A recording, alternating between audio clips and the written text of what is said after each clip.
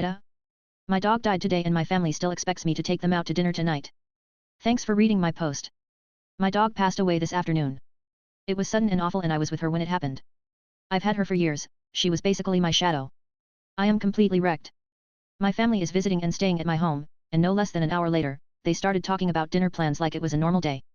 When I said I didn't think I could go, I got hit with "it's just a dog and we leave tomorrow." I can't even think about food, let alone sitting in a restaurant pretending to be okay. I tried to explain that I'm not trying to make it a big dramatic thing, I just lost a living being I love and I need a minute. The response was basically that I'm being overly emotional. I got in my car and booked a hotel room. I told them the cab stay at my place but I wouldn't be seeing them today or tomorrow. Ida?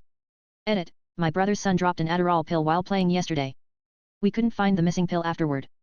It is likely that my dog ate it today while I was at work, based on the symptoms the doctor described.